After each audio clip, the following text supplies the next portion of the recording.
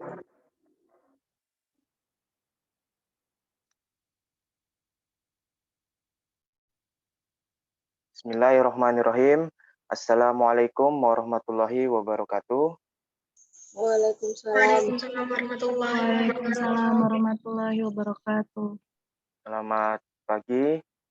Kita awali dengan berdoa terlebih dahulu. Bismillahirrahmanirrahim.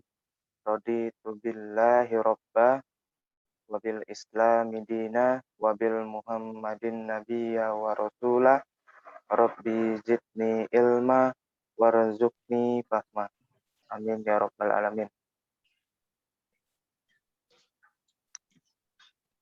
Alhamdulillahirabbil alamin, kita dapat kembali berjumpa mengikuti perkuliahan Pancasila yang dilakukan secara daring, secara online via Zoom meeting.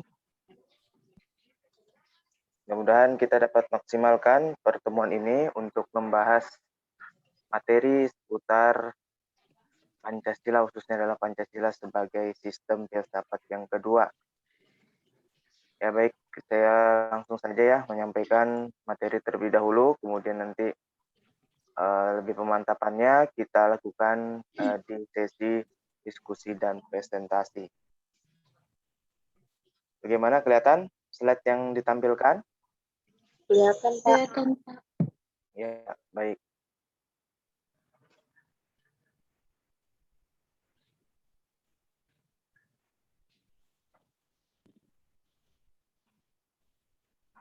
Ya, kita ketahui ya bahwa Pancasila itu dikatakan sebagai sistem filsafat.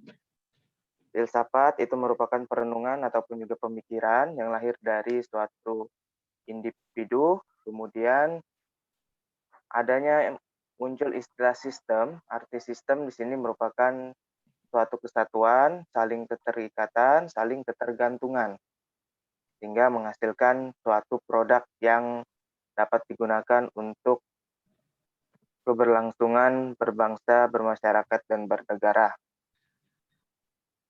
Berkaitan dengan nilai-nilai Pancasila, itu dikatakan sistem filsafat, hakikatnya merupakan suatu kesatuan organis. Suatu kesatuan organis, yakni saling berkaitan, saling berhubungan, bahkan saling mengkualifikasi, sehingga membentuk struktur yang menyeluruh. Kalau di sini dikatakan membentuk struktur yang menyeluruh, tadi di awal saya menyatakan adalah suatu produk yang tujuannya adalah sama-sama nanti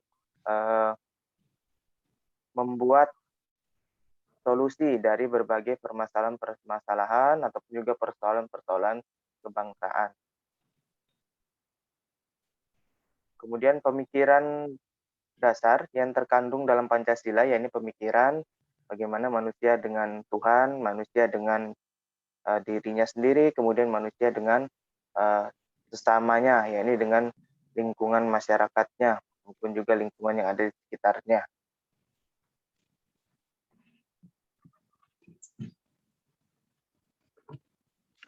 Pancasila sebagai sistem filsafat ini tentu karena diyakini sebagai suatu pandangan maupun juga tuntunan yang dapat memecahkan suatu persoalan-persoalan, maka ia akan memberikan suatu ciri-ciri yang membedakan dengan filsafat-filsafat yang lainnya, maupun juga sistem-sistem filsafat yang lainnya.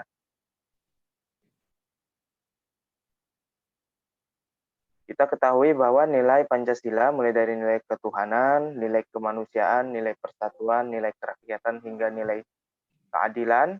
Nah, itu memiliki yang namanya susunan secara hierarkis ataupun juga bertingkat, dan mempunyai gambar ataupun juga bentuk, menghasilkan bentuk piramidal ataupun juga bentuk segitiga.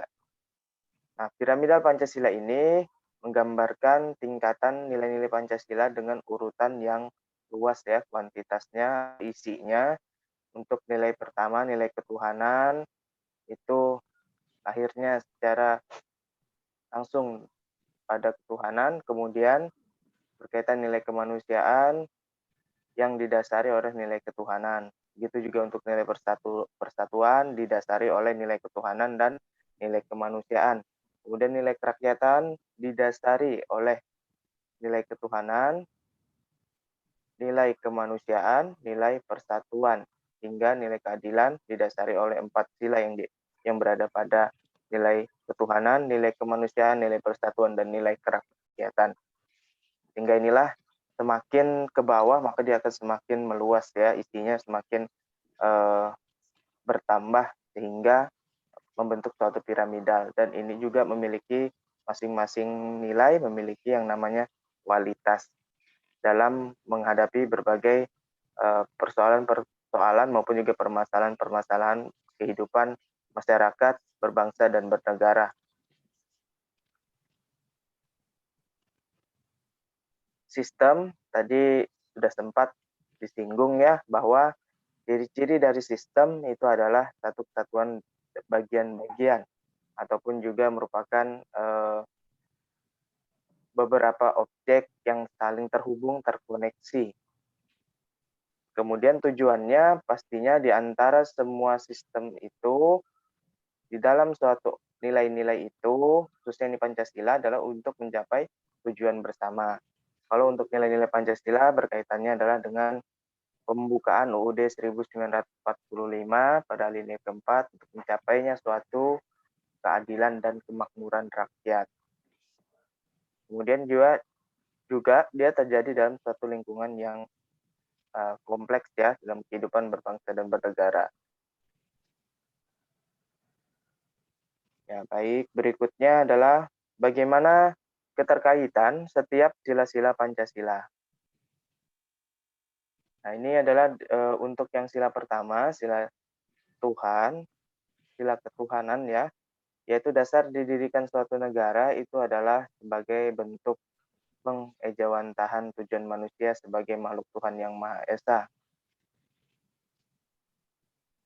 Artinya, setiap kita melaksanakan kehidupan bermasyarakat, berbangsa dan negara itu terlepas dari namanya nilai-nilai ketuhanan. Kemudian juga di dalam penyelenggaraan negara, kemudian pelaksanaan politik, kemudian terhadap peraturan kebijakan-kebijakan ataupun juga hukum, perundang-perundangan, itu juga harus didasari pada nilai ketuhanan yang Maha Esa.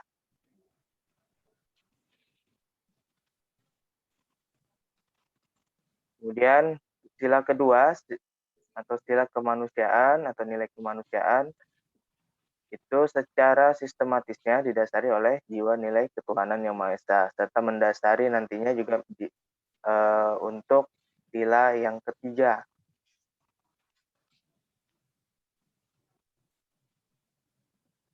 Pada hakikatnya manusia itu merupakan susunan kodrat rohani jiwa dan raga, sifat kodrat individu dan makhluk sosial. Artinya manusia tidak dapat berdiri sendiri. Walaupun manusia itu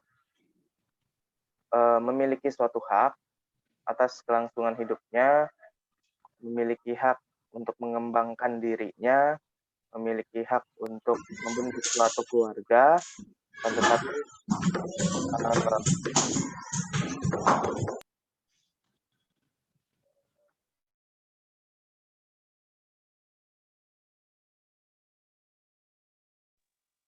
dan tetapi manusia itu adalah makhluk sosial yang tidak terlepas dari yang namanya ketergantungan dengan orang lain, keterkaitan dengan orang lain.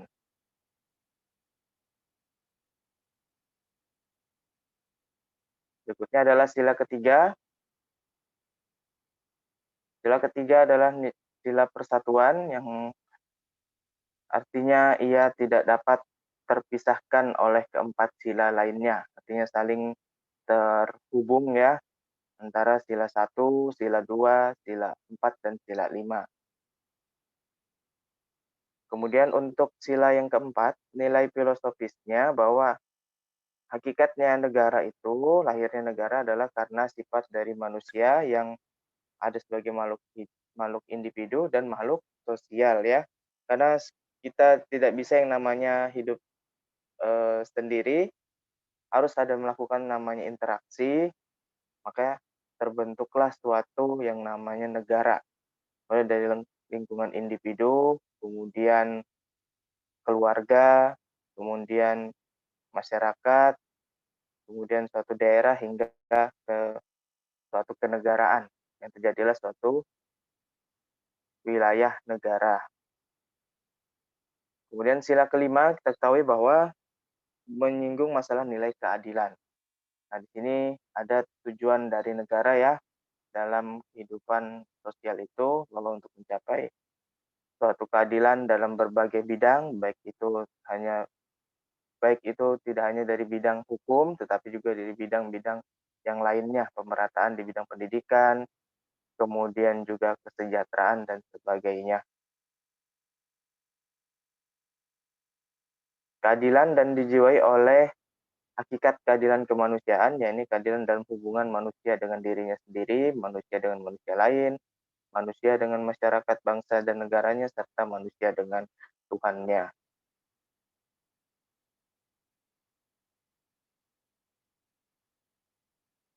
Berikutnya adalah Pancasila sebagai nilai dasar fundamental. Memiliki dasar filosofis, yakni Pancasila sebagai filsafat bangsa dan negara. Setiap aspek kehidupan kebangsaan, kemasyarakatan, dan kenegaraan harus berdasarkan nilai-nilai Pancasila. Nah, apabila kita tidak memiliki suatu pandangan ataupun juga tuntunan, tidak memiliki yang namanya ideologi, maka tentu akan membuat rapuhnya dalam kehidupan kebangsaan, bermasyarakat, dan kenegaraan. Ya, ini akan mudah timbulnya konflik-konflik, kemudian juga timbulnya permasalahan-permasalahan sosial, serta terjadinya suatu kemunduran bagi kebangsaan, kemasyarakatan, dan kenegaraan. Oleh karena itu, Pancasila, khususnya nilai-nilainya, itu dapat dijadikan sebagai landasan, dasar, serta motivasi atas segala perbuatan dalam kehidupan sehari-hari. Maupun juga ketika kita bersikap sebagai seorang negarawan ya, baik ketika itu berada di suatu kegiatan-kegiatan ataupun juga di suatu forum-forum maupun ketika berada di luar negeri.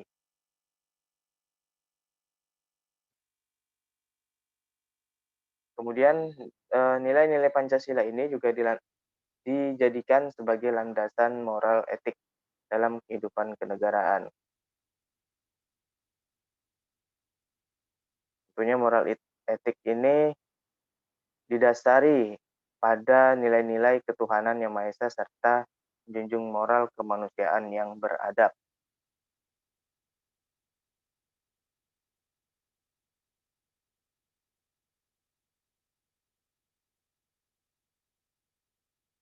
Ya, kemudian ada suatu contoh berkaitan tentang menjalankan nilai-nilai Pancasila sebagai landasan moral etik, yaitu kita dapat melakukan yang namanya perilaku-perilaku yang menunjukkan untuk nantinya bisa memperbaiki kondisi maupun lingkungan bangsa Indonesia. Terusnya adalah bersikap bagaimana salah satunya adalah rendah diri untuk mawas diri, introspeksi ya. Bagaimana apa hal yang sudah kita lakukan di dalam pembangunan ini, apa yang sudah kita berikan pada negara ini, tentu itu kita harus ada lakukan introspeksi. Tentu kita dalam mengisi pembangunan, khususnya kita sebagai akademisi ya, yaitu mengikuti suatu perkuliahan, kemudian mengembangkan diri dan pembangunan dengan berbagai organisasi-organisasi di kampus seperti ada DEMA maupun juga UKM-UKM lainnya. Nah, tentunya ketika kita dalam proses membangun negara dengan wadah-wadah organisasi tersebut, kemudian juga dengan suatu yang namanya interaksi di dalam kampus, maka ada namanya sifat harus rendah diri ya. Artinya ketika kita rendah diri, tentu di dalam interaksi kita terhadap orang lain, tentu akan semakin memupuk rasa persatuan. Kemudian hendaklah didasarkan pada moralitas yang tertuang dalam pokok pikiran keempat tersebut, yakni adalah moral ketuhanan dan kemanusiaan agar kita dapat meminimalisir yang namanya suatu kesenjangan di masyarakat maupun juga suatu kesengsaraan rakyat yang tidak semakin meluas maupun juga bertambah. Ternyata kalau kita kaitkan ke dalam hukum Islam, kita kaitkan terhadap ayat-ayat Al-Quran bahwa di dalam suatu interaksi itu ada kata kunci kedisiplinan dalam Islam adalah tawadu, yaitu rendah hati, tidak sombong, tidak angkuh, tidak besar kepala, dan tidak takabur.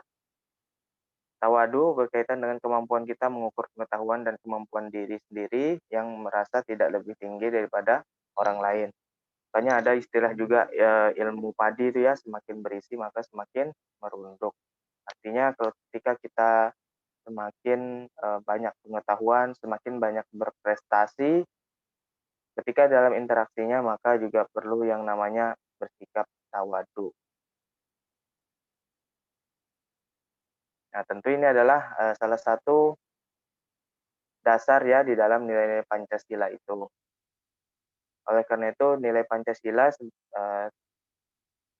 sebenarnya tidak terlepas dari yang namanya nilai agama. Nah, nilai agama ini menjadi pondasi dasar di dalam nilai-nilai Pancasila itu.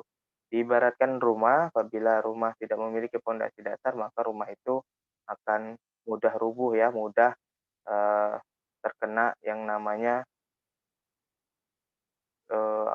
cobaan-cobaan seperti mungkin kena angin dan sebagainya.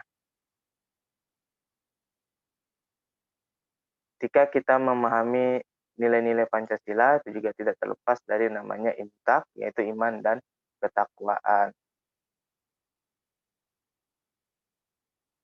Nah, tujuan kita yang mempelajari ilmu-ilmu agama, kemudian mengoneksikannya dengan ayat-ayat Quran, itu tentu untuk meraih yang namanya kemuliaan dan keselamatan dunia akhirat.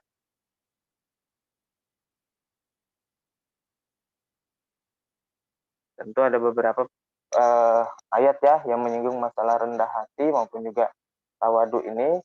Jadi pada Quran surah Al-Hijr ayat 88 serta surah Al-Furqan ayat 63. Kemudian juga didukung oleh hadis riwayat Muslim di mana Nabi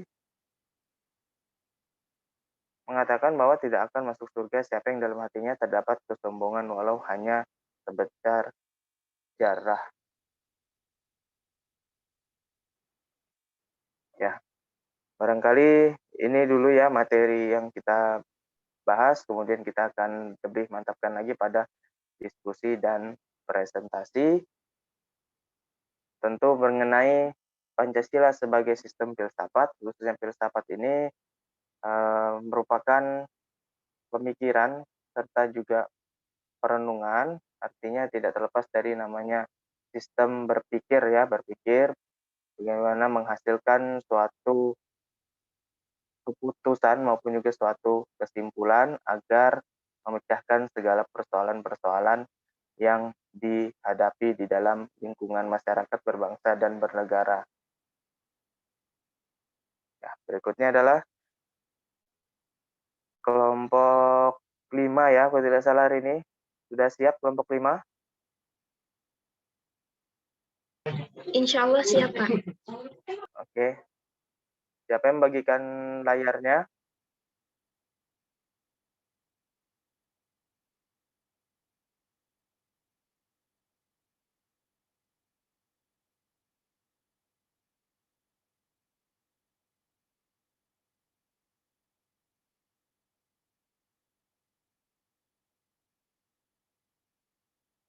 Siapa yang membagikan layarnya?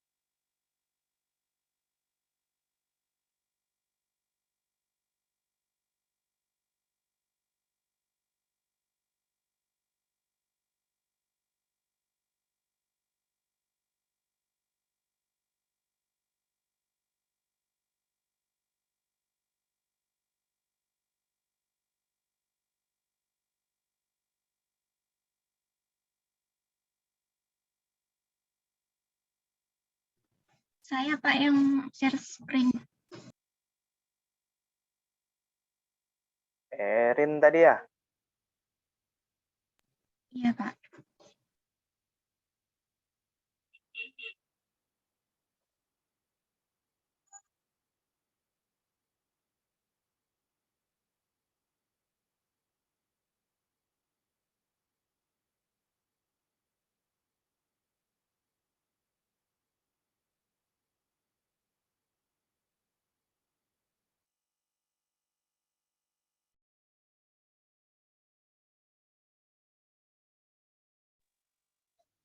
Ya, silakan bisa dimulai ya.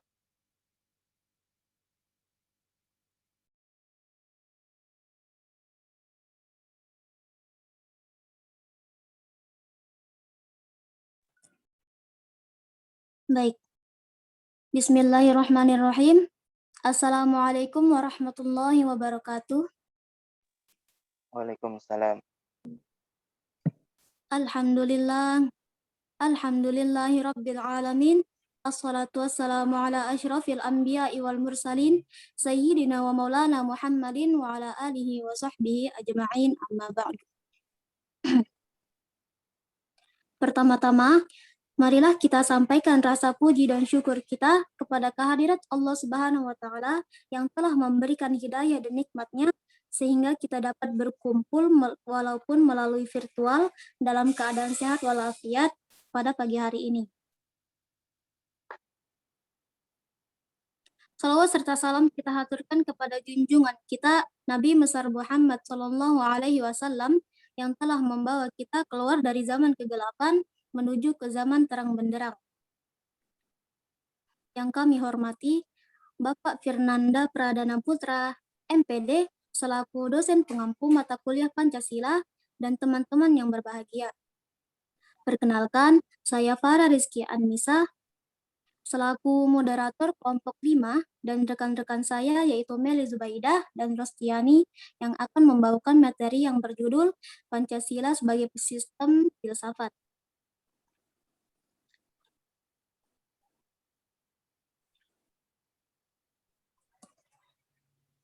Pembahasan yang pertama yaitu pengertian Pancasila.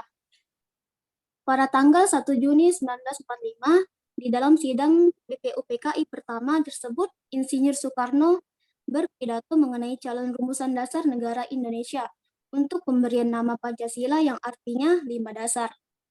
Menurut Soekarno, beliau berpidato secara lisan mengenai pemberian nama Pancasila tersebut atas saran dari salah satu seorang temannya, yaitu seorang ahli bahasa yang tidak disebutkan namanya.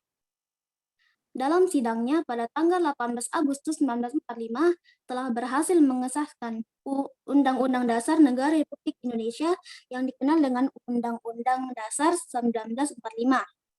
Jadi pada sidang tersebut diawali oleh Dr. Rajiman Widyodiningrat yang mengajukan suatu masalah tentang calon rumusan dasar negara. Kemudian tampillah 3 orang pembicara yaitu Muhammad Yamin, Supomo, dan Soekarno.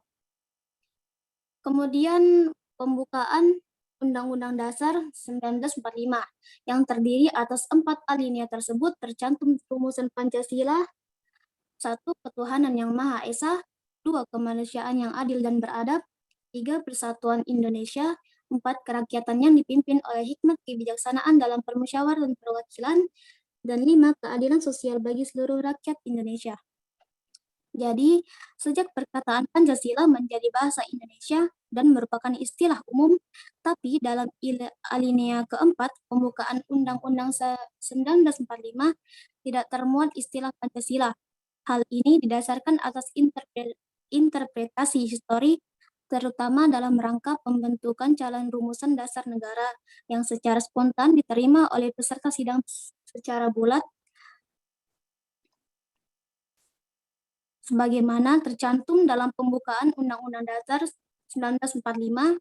Inilah yang secara konstitusional sah dan benar sebagai dasar negara Republik Indonesia yang disahkan oleh PPKI yang mewakili seluruh rakyat Indonesia.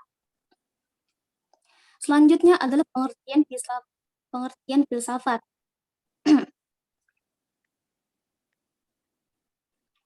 Secara umum, filsafat adalah suatu kebijaksanaan hidup atau filosofia untuk memberikan suatu pandangan hidup yang menyeluruh berdasarkan refleksi atas pengalaman hidup maupun pengalaman ilmiah. Namun, filsafat berbeda dari ilmu-ilmu pengetahuan kehidupan lainnya karena memiliki objek tersendiri yang sangat luas. Jadi, filsafat itu merupakan suatu ilmu pengetahuan karena memiliki logika, metode, dan sistem sebagai pandangan hidup yang merupakan hasil pemikiran tersebut, disusun secara sistematis menurut hukum-hukum logika. Kemudian, sebagai contoh dalam ilmu psikologi, mempelajari tingkah laku kehidupan manusia.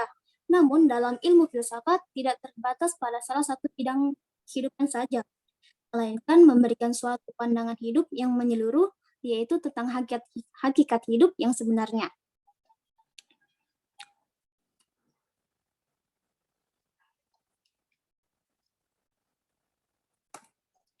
Pembahasan berikutnya akan dilanjutkan oleh rekan saya, yaitu Rustiani. Kepada Rustiani dipersilahkan.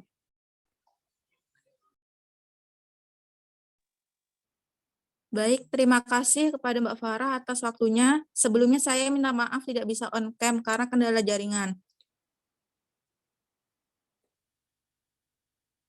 Pancasila merupakan suatu filsafat. Menurut Ruslan Abdul Ghani, Pancasila adalah filsafat negara yang lahir sebagai ideologi kolektif atau cita-cita bersama di seluruh bangsa Indonesia. Hal ini dikarenakan Pancasila merupakan hasil perenungan jiwa oleh para pendahulu kita yang kemudian dituangkan dalam suatu sistem yang tepat. Menurut Notonagoro, filsafat Pancasila memberikan pengetahuan dan pengertian ilmiah yaitu tentang hakikat Pancasila. Filsafat Pancasila dapat didefinisikan sebagai refleksi kritis dan rasional dasar negara dan kenyataan budaya bangsa dengan tujuan untuk mendapatkan pokok-pokok pengertian yang mendasar dan menyeluruh. Yang selanjutnya, objek filsafat Pancasila. Ditinjau dari segi objektifnya, filsafat meliputi hal-hal yang ada atau dianggap ada, seperti manusia, dunia, Tuhan, dan seterusnya. Berikut ruang lingkup objek filsafat. Yang pertama, objek materi. Yang kedua, objek formal. Menurut Endang Saifuddin Ansori, objek material adalah sarwa yang ada atau segala sesuatu yang berwujud. Dibagi atas 3 personal pokok, yaitu 1, hakikat Tuhan, 2, hakikat alam, 3, hakikat manusia. Sedangkan objek formal ialah usaha mencari keterangan secara radikal terhadap objek materi filsafat.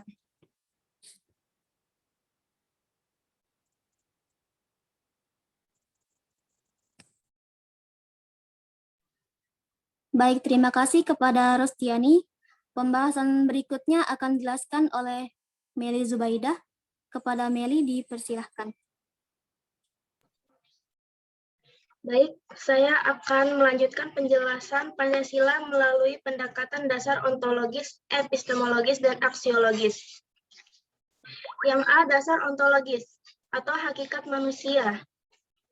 Manusia sebagai pendukung pokok sila-sila Pancasila secara ontologis memiliki hal-hal yang mutlak, yaitu terdiri atas susunan kodrat, raga, dan jiwa, jasmani, serta rohani. Sifat kodrat manusia adalah sebagai makhluk individu dan makhluk sosial, serta sebagai makhluk pribadi berdiri sendiri dan sebagai makhluk Tuhan yang Maha Esa. Yang selanjutnya yang B, dasar epistemologis atau pengetahuan.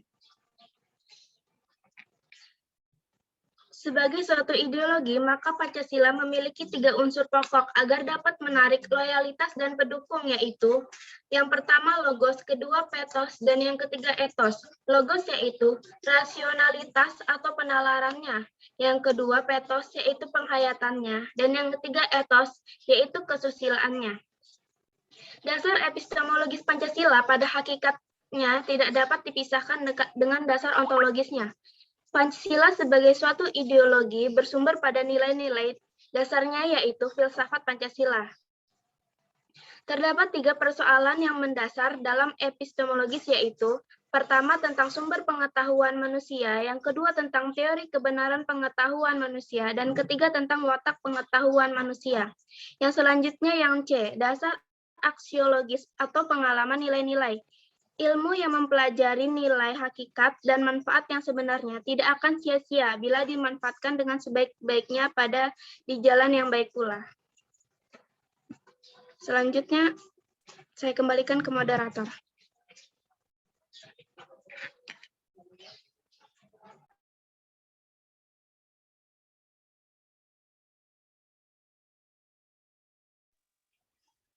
Baik, terima kasih kepada Meli atas penjelasannya. Itulah materi yang kami bawakan pada presentasi kali ini. Sekiranya ada pembahasan yang kurang dipahami, teman-teman bisa memberikan pertanyaan maupun kritik dan saran mengenai materi kami. Kepada teman-teman, ada yang ingin ditanyakan?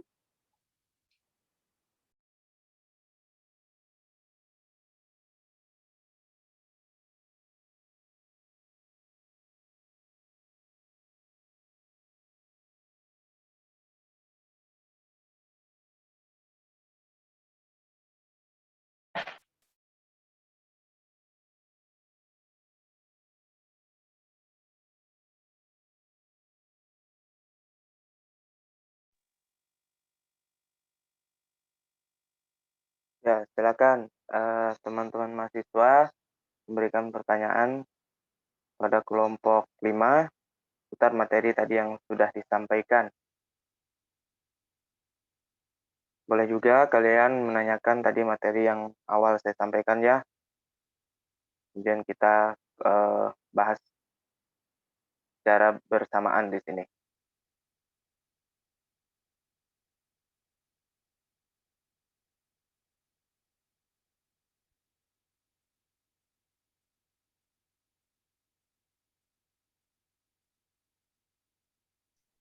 Assalamualaikum warahmatullahi wabarakatuh. Saya Husnul Hatimah ingin bertanya, apa yang akan terjadi jika tidak ada filsafat Pancasila?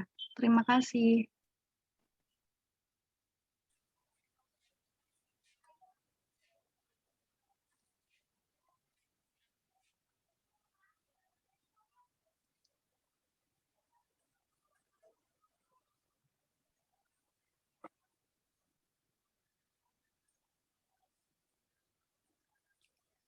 Terima kasih kepada Mbak Husnul atas pertanyaannya.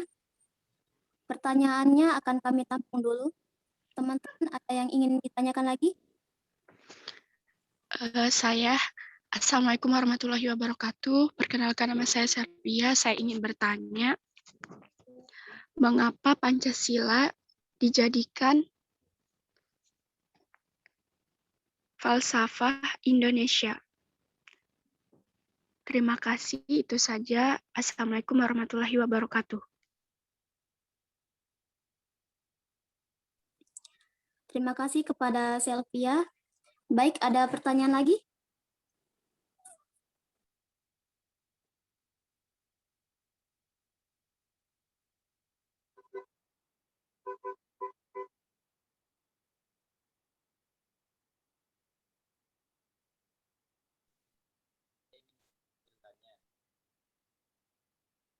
Kenapa Pancasila disebut sebagai sistem filsafat? Tolong dijelaskan. Ya, Heru bisa diulang Heru? Agak keras sedikit ininya. Kecil suaranya tadi. Baik, Pak.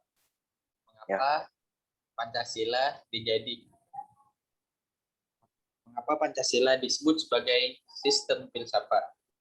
Tolong dijelaskan.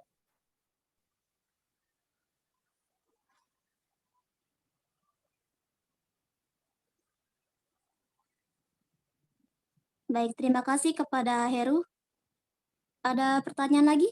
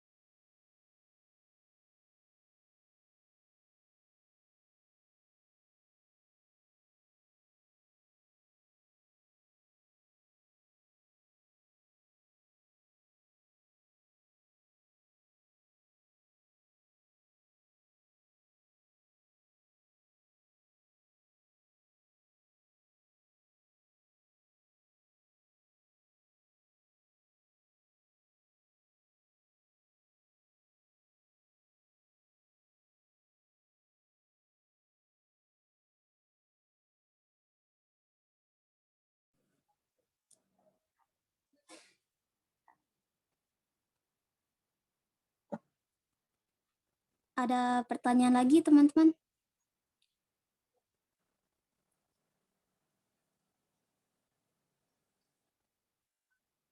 Jika tidak ada, maka akan kami jawab satu persatu.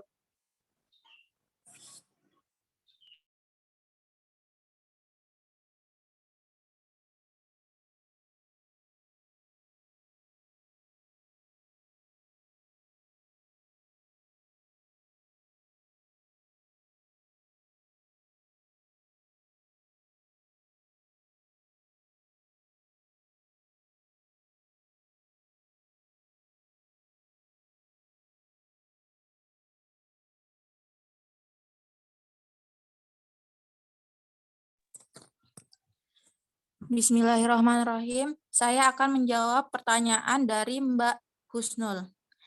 Apa yang terjadi jika tidak ada filsafat Pancasila? Yang pertama, persatuan dan kesatuan akan terancam jadi lemah. Yang kedua, Pancasila adalah dasar negara Republik Indonesia, jadi kita harus menjaga nama baik Pancasila. Kalau tidak, maka Pancasila dan bangsa Indonesia akan menjadi negara yang tidak bersatu dan lemah. Terima kasih.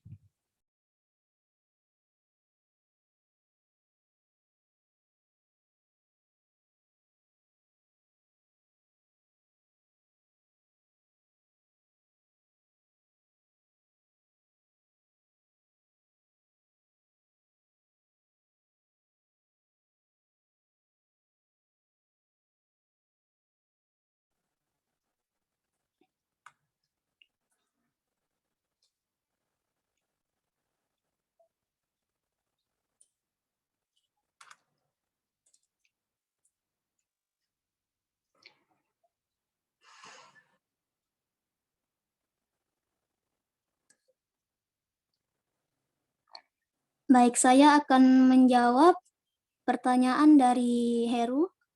Pertanyaannya adalah, mengapa Pancasila disebut sebagai sistem filsafat? Ya kan? Ya. Jawabannya adalah, Pancasila disebut sebagai sistem filsafat karena keseluruhan sila-sila yang di dalamnya merupakan suatu kesatuan yang saling berhubungan atau saling bekerja sama untuk pencapaian tujuan tertentu dan secara menyeluruh merupakan bagian suatu kesatuan yang utuh. Terus itu. Kepada Heru bisa dipahami? Baik, terima kasih atas jawabannya.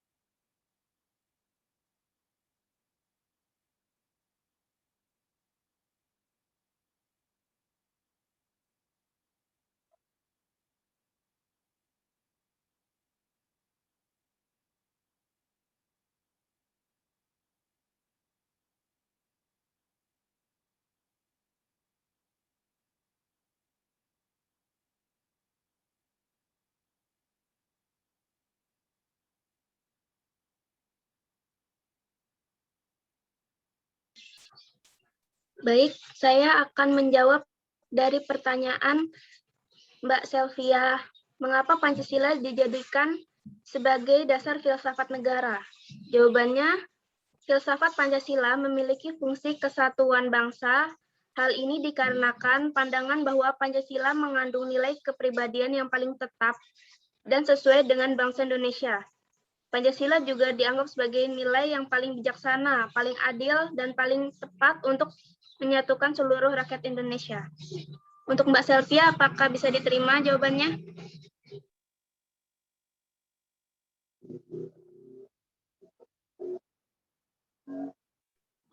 Baik, bisa diterima. Terima kasih atas jawabannya.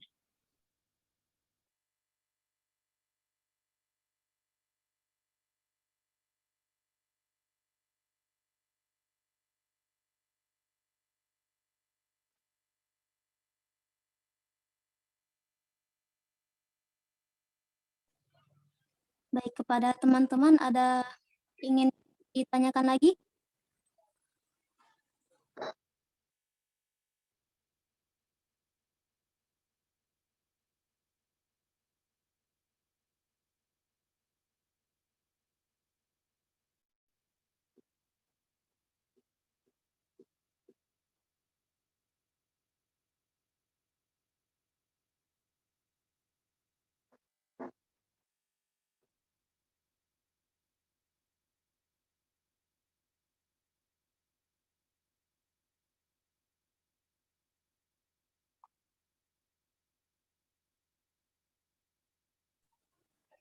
Jika tidak ada, maka presentasi akan kami tutup.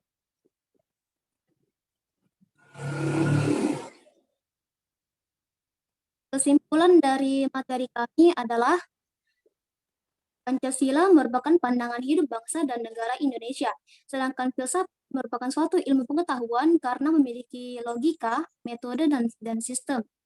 Pancasila dikatakan sebagai filsafat dikarenakan Pancasila merupakan hasil perenungan jiwa oleh para pendahulu kita, yang kemudian dituangkan dalam suatu sistem yang tepat. Adapun yang mendasari Pancasila adalah dasar ontologis atau hakikat manusia, dasar epistemologis atau pengetahuan, dan dasar aksiologis atau pengalaman nilai-nilainya. Berakhirlah pembahasan materi pada presentasi kali ini. Kami dari kelompok 5 meminta maaf yang sebesar-besarnya bila ada perkataan kami yang kurang berkenan di hati, baik disengaja maupun tidak disengaja. Saya akan kembalikan kepada Bapak Fernanda, dan saya selaku moderator izin mengundurkan diri. Terima kasih atas perhatiannya. Wallahu a'lam bishawab. Wassalamualaikum warahmatullahi wabarakatuh. Waalaikumsalam warahmatullahi wabarakatuh. Ya, baik. Terima kasih kepada kelompok 5 ya. Tadi ada Rostiani, Farah Rizky Annisa, dan Meli Zubaidah.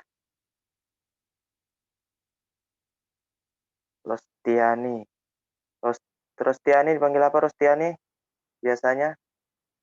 Dipanggil Tia aja, Pak. Oh, Tia. Saya kira dipanggil Rosti tadi. Farah Rizky Annisa dipanggil siapa? Farah, Pak. Farah. Oke. Meli Zubaidah? Meli, Bapak. Oh, Meli. Oke. Ketiganya dari mana daerahnya? Saya Samarinda, di Juanda. Ya, Meli di Juanda ya. Rosti? Tia tadi ya? Saya di Tenggarong seberang, Pak. Oh, iya, di Tenggarong. Farah di mana? Saya dari Samarinda seberang, Pak. Oh, Samarinda seberang. Saya kira tadi mau jawab. Saya dari tadi, Pak, di sini. Oh, asal daerahnya ya maksudnya ya. Oke. Ya, jadi untuk penyampaian materinya sebenarnya ini masih umum ya. Tentu kalau untuk kelompok 5 ini harusnya menjawabnya lebih kepada sistemnya, sistem filsafatnya. Tapi nggak apa-apa, nanti harapannya bisa ditambahkan materinya ya di makalahnya dan PowerPoint-nya ditambahkan aja, nggak usah dihapus yang sudah dibuat, jadi ditambahkan saja. Nah, kemudian bisa dicek kembali RPS yang kemarin saya share, rencana perkuliahan semester. Itu kan sudah ada tuh pengertian yang mau dibahas tentang misalkan Pancasila sebagai sistem filsafat, kemudian Pancasila sebagai fundamental negara, dan sebagainya ya.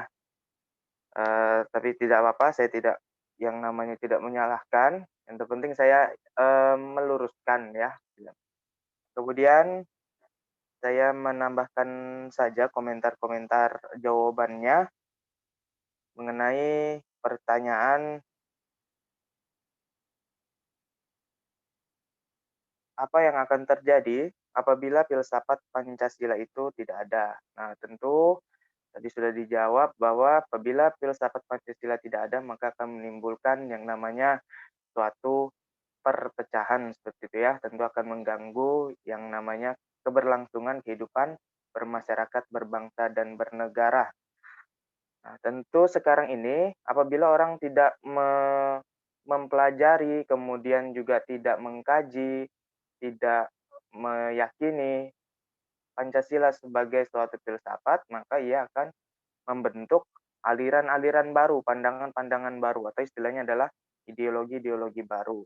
Tentu kalau ada ideologi-ideologi baru, itu akan mengganggu keberlangsungan negara kesatuan Republik Indonesia. Nah, makanya sekarang ini untuk memperkuat ataupun juga istilahnya menegakkan nilai-nilai Pancasila, aktualisasi nilai-nilai Pancasila, diadakanlah semacam seminar-seminar penguatan nilai-nilai Pancasila.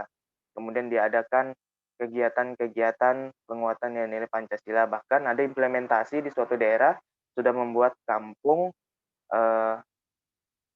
nilai-nilai Pancasila seperti itu ya, yaitu mencerminkan bagaimana di suatu hari, di suatu waktu mengadakan kegiatan gotong royong, mengadakan kegiatan musyawarah, dan sebagainya yang menjurus kepada nilai-nilai Pancasila. Kemudian kita ketahui bahwa Pancasila itu sebagai filsafat ataupun juga falsafah, yaitu adalah gagasan ataupun juga pemikiran. Di dalam sejarahnya, itu lahirnya Pancasila karena ada nilai-nilai yang dianggap mampu mempersatukan umat manusia pada saat itu ya. Jadi mempersatukan individu-individu untuk menjadi kondisi yang lebih baik. Kita ketahui bahwa kondisi kita saat itu zaman sebelum merdeka sangat sengsara, kemudian mudah diprovokasi, mudah dimanfaatkan. Hidup dengan kondisi yang serba sulit seperti itu, kemudian lahirlah ibaratnya perilaku-perilaku yang menjurus kepada nilai Pancasila, lahirnya gagasan-gagasan pemikiran yang mengarah kepada nilai-nilai Pancasila, kemudian diadakan yang namanya ada sidang BPUPKI pada saat itu ya. Nah, inilah yang dianggap sebagai cocok bahwa nilai-nilai Pancasila itu yang berlandaskan kepada 5 nilai dasar itu. Jadi kesimpulannya, kenapa Pancasila dijadikan falsafah bangsa Indonesia? Karena gagasan pemikiran inilah yang cocok untuk mempersatukan segala perbedaan-perbedaan yang ada di negara Indonesia, khususnya ketika zaman kolonial, zaman ketika dijajah oleh bangsa Belanda, bangsa Jepang, hingga pada zaman kerajaan ya pada saat itu. Bahkan di zaman kerajaan pun sudah ada yang namanya perpecahan ya, karena perpecahan itu dulu kalau kita mengenal di sejarah Islam ada yang namanya zaman jahiliyah, kemudian lahirlah tokoh-tokoh yang dapat mempersatukan, maka di terbentuknya negara Indonesia pun juga mirip-mirip seperti di dalam sejarah Islam juga. Cuman bedanya ini berkaitan tentang lahirnya suatu negara ya. Oke, lalu kemudian mengapa Pancasila dijadikan sebagai sistem filsafat? Sistem, istilah sistem berarti menghubungkan berbagai objek-objek. Ada objek A, objek B, objek C. Nah, itu dihubungkan, saling koneksi, itulah namanya dengan sistem. Pancasila kita ketahui bahwa merupakan suatu kesatuan organis, artinya dia terorganisir ya, antara sila 1, sila kedua, sila ketiga, sila keempat, sila kelima, saling terkoneksi supaya saling melengkapi, agar ketika mengimplementasikannya itu benar-benar untuk mencapai suatu keadilan dan kemakmuran, ataupun juga berdasarkan cita-cita kebangsaan Indonesia. Tadi sudah sempat juga saya singgung ya. Oke. Bentar, saya buka slide lagi.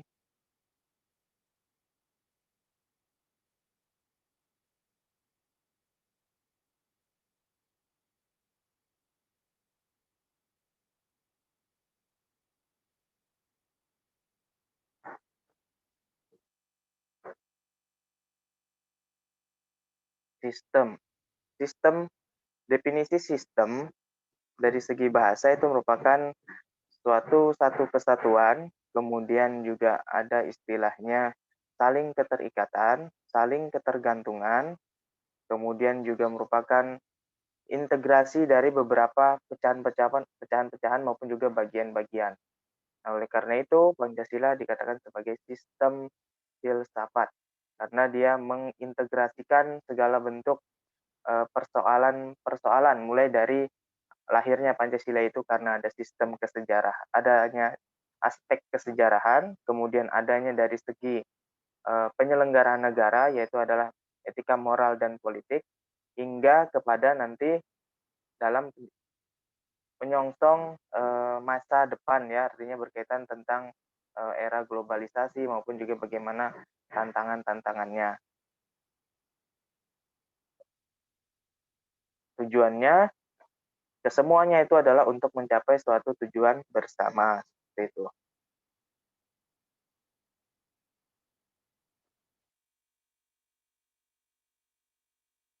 Ya, silakan. Apakah ada pertanyaan lagi? Atau ada hal yang mau ditanyakan seputar yang saya jelaskan tadi, kemudian dari teman-teman mahasiswa tadi jelaskan?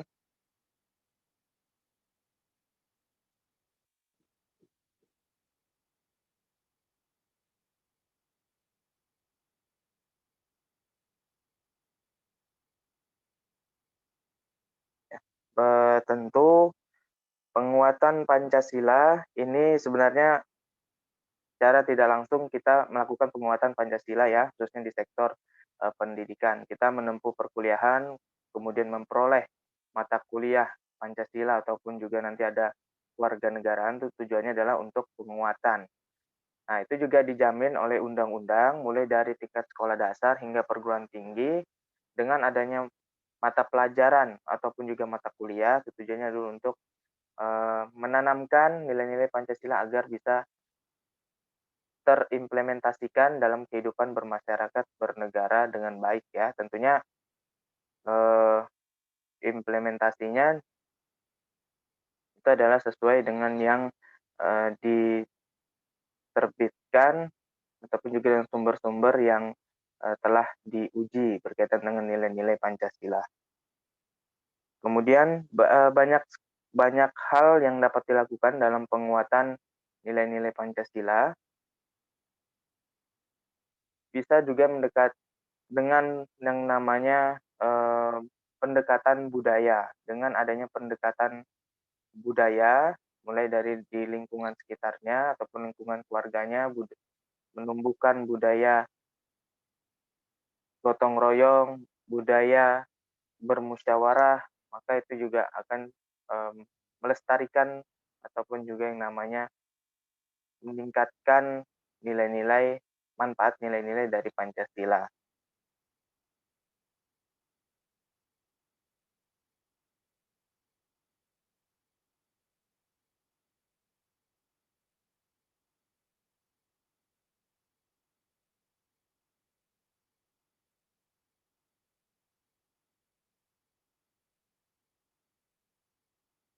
Ya, oke, adakah pertanyaan?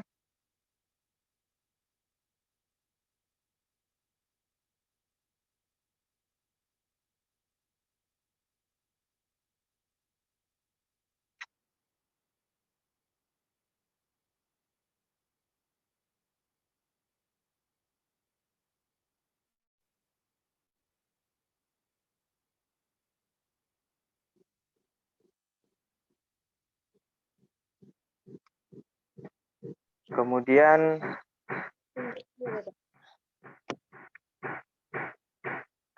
berkaitan penguatan Pancasila itu juga harus ditunjukkan oleh para penyelenggara negara. Jadi berkaitan khususnya penegakan hukum ya, orang itu jadi percaya kalau nilai-nilai Pancasila ini bisa menjadi solusi apabila pada praktiknya itu benar-benar bisa terselenggara dengan baik. Misalkan penegakan hukum, bagaimana penegakan hukum itu bisa yang namanya adil ya, tidak memandang golongan-golongan tertentu kemudian bisa Maaf Pak, suaranya terunmut.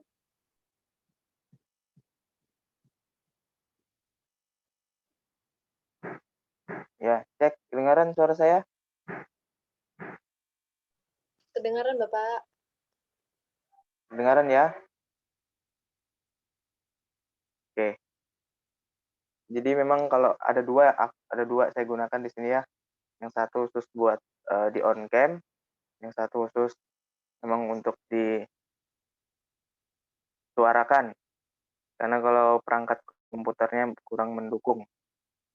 Ya, jadi saya lanjutkan. Jadi berkaitan penegakan hukum, itu dari para penyelenggara negara harus mempraktikkan bagaimana menegakkan hukum yang benar-benar sesuai dengan kode etiknya, sesuai dengan aturan-aturan yang berlaku. Tidak memandang ini adalah golongan si A, golongan B. Yang terpenting adalah bagaimana menjalankan hukum itu sesuai dengan prosedur dan amanah yang sudah ditetapkan.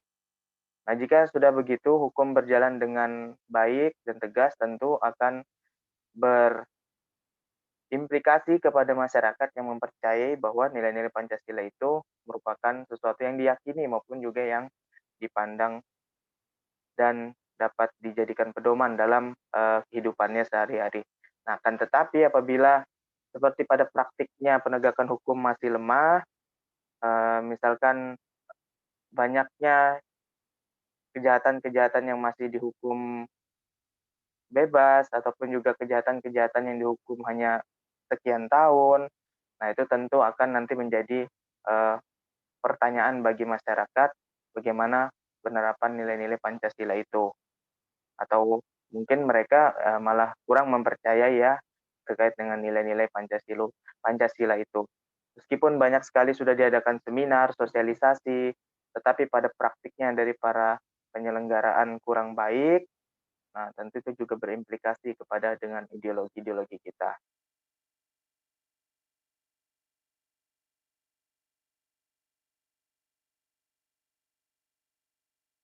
Silakan, ada pertanyaan?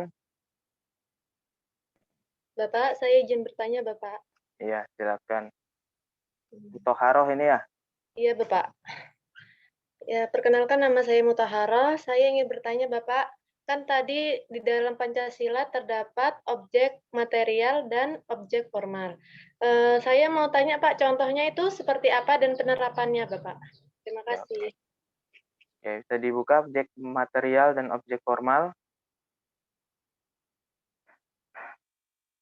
Material, kemudian ada istilah formal.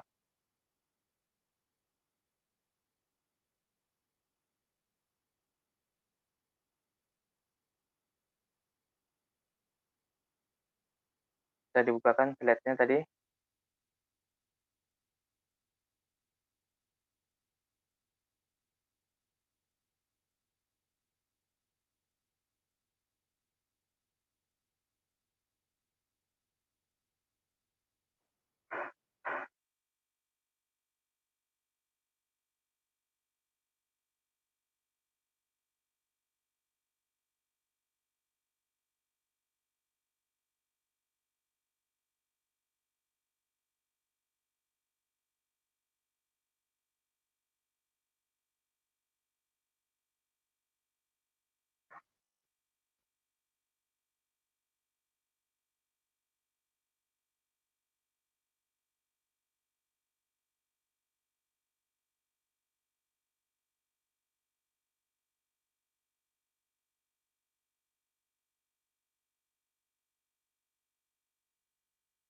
Halo, kelompok 5 tadi bisa dibukakan slide-nya.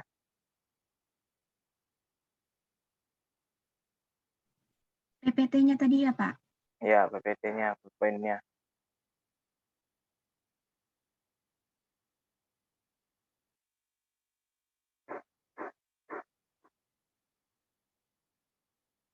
Yang ini Pak. Ya, betul. Oke, ditinjau dari segi objektifnya, filsafat meneliti hal-hal yang ada atau dianggap ada, seperti manusia, dunia, Tuhan, dan seterusnya. Berikut ruang lingkup objek filsafat. Oke, ada istilah di situ material dan formal.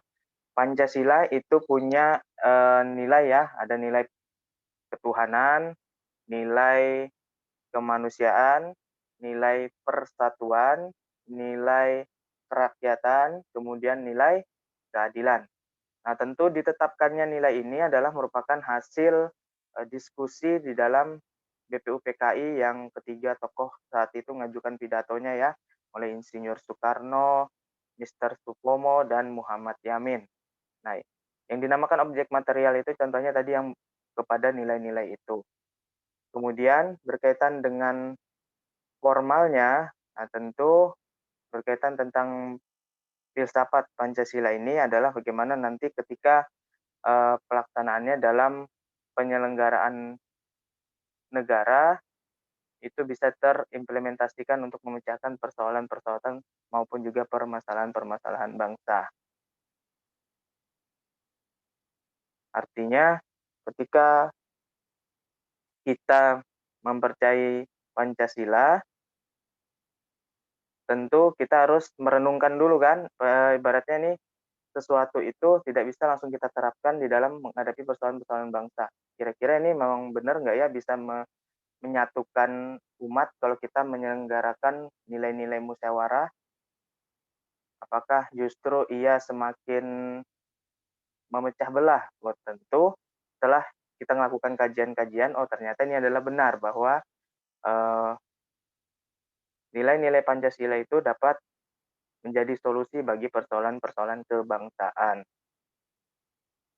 Jadi kesimpulannya bahwa kalau material itu merujuk kepada sila-sila Pancasilanya, mulai dari sila ketuhanan hingga nilai keadilan ya, atau sila ketuhanan maupun sila keadilan, serta ada yang namanya objek formal, itu adalah ketika mau mengimplementasikan ataupun juga mengaplikasikan bahasanya ataupun juga menggunakan nilai-nilai Pancasila ini sebagai solusi dari suatu permasalahan, maka harus direnungkan dulu, dikaji dulu seperti itu ya. Nah, di sini ada istilah radikal, usaha mencari keterangan secara radikal. Radikal itu bukan berarti dia dilakukan secara kekerasan, kemudian dilakukan secara menggunakan fisik, tetapi radikal itu adalah bagaimana seseorang melakukan galian informasi secara mendalam sebelum itu ia yakini menjadi sesuatu hal yang memecahkan suatu persoalan ataupun juga menyelesaikan permasalahan. Ya, bisa dipahami maksudnya? Ada dua istilah ya, formal dan material. Baik, Bapak. Terima kasih, Bapak, atas penjelasannya. Ya, baik. Jadi bisa dibedakan antara material dan formal.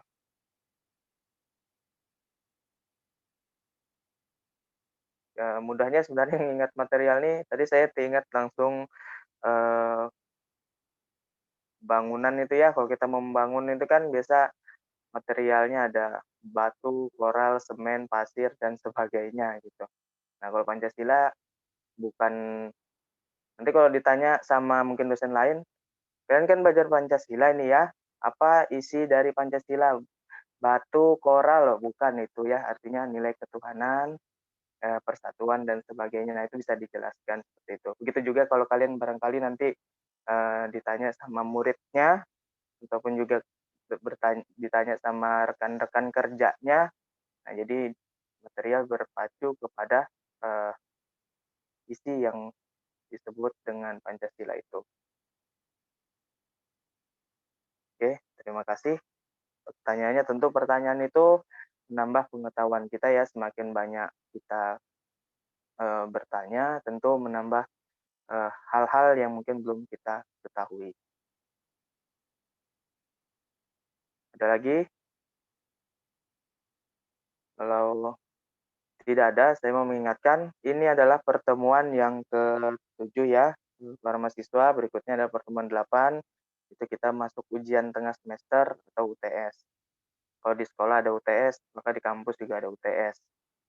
Nah, UTS itu bobotnya adalah 20%, artinya harapannya kalian bisa maksimal mengerjakan soal UTS. Soalnya tentu kalau di perguruan tinggi itu tidak kurang objektif ya, artinya tidak ke pilihan ganda tetapi lebih banyak ke esai karena menuntut kalian lebih banyak yang namanya mengeksplorasi pengetahuan itu. Tentunya nanti ketika menjawab tidak terlepas dari konsep-konsep yang sudah kita bahas. Dulu ada istilah kalau ketika kita di sekolahan mengarang bebas saja jawabannya. Nah, artinya mengarang bebas bukan sebebas-bebasnya lepas dari konsep ya, tetapi harus menyangkut dengan konsep yang sudah dipelajari. Secara teknis nanti untuk UTS-nya kita menggunakan Google Classroom. Nanti soal berada di situ. Harapannya yang terpenting adalah bisa tepat waktu mengerjakan dan mengumpulkannya ya. Karena ini juga walaupun masih online, harus seperti di kelas juga memposisikannya. Bisa tepat waktu dan mengumpulkannya di Google Classroom itu secara baik ya, lengkap ada keterangan namanya, NIM-nya, dan kelas. Tujuannya nama, NIM, dan kelas itu identitas supaya mudah ketika dosennya ataupun juga pengajarnya itu menginput hasil pekerjaannya ya, seperti itu. Nah, mudah-mudahan nanti hasil pekerjaannya itu sudah ada diketahui mungkin setelah beberapa hari kalian melakukan UTS. Mungkin ada keliru di mananya jawabnya, nah, seperti itu. Ya, silakan ada pertanyaan. Pak, saya ingin bertanya Pak mengenai UTS ini. Ya. Ini kan kita pertemuan yang ke-6. Berarti minggu depan kita masuk ke pertemuan ke-7 Pak. Pertemuan berapa? 8 ya, guys? Pertemuan ke-8 nanti. Belum, di sini di RPS masih ke-6 Pak, di sini Pancasila sebagai sistem filsafat. RPS filsafat 2 sekarang ini. Oh, filsafat 2. Ya. Oh, baik Pak, berarti minggu depan itu tidak ada presentasi Pak ya? Ya, minggu depan pertemuan 8 itu nggak ada presentasi. Nanti lanjutannya kelompok ke-6 itu di pertemuan ke-9. Berarti itu kalau nggak salah itu offline Pak ya di tanggal 2. Ya, nanti kita cek ya. Kalau memang 1 November kan info dari kampus kan offline. Nah, nanti disiapkan aja secara offline-nya. Artinya kalau secara offline kelompok 6 itu bawa masing-masing laptopnya ya. Nanti kita lihat teknisnya. Karena kan ini kan terbatas. Ini juga belum ada apa namanya edarannya sudah ada tapi teknisnya belum, nanti masih ada di briefing lagi. Ditunggu aja, yang penting dipersiapkan dulu kelompok 6 membuat PowerPoint-nya dan makalahnya. Nanti akan saya informasikan teknisnya ketika nanti offline-nya. Baik Pak, terima kasih Pak. Oke, sama-sama. Nah, jadi pertemuan 8 itu sekitar tanggal 26 ya. Ini kan tanggal 19 nih.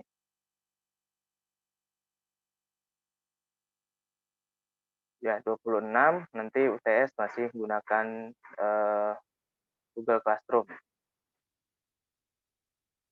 Ada lagi pertanyaan?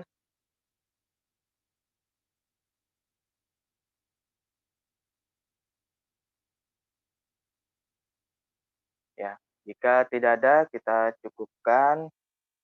Mudah-mudahan pertemuan kita dapat memberikan manfaat ya. Saya aturkan terima kasih atas pelaksanaan diskusi dan presentasinya. Mohon maaf jika ada kekurangan. Nanti segala informasi berkaitan tentang kuliah Pancasila akan diinformasikan lebih lanjut melalui grup WhatsApp. Harapannya juga para mahasiswa bisa membaca informasi tidak terlewat ya. Tidak terlewatkan. Baik, saya akhiri. Wassalamualaikum warahmatullahi wabarakatuh. Waalaikumsalam. Waalaikumsalam warahmatullahi wabarakatuh.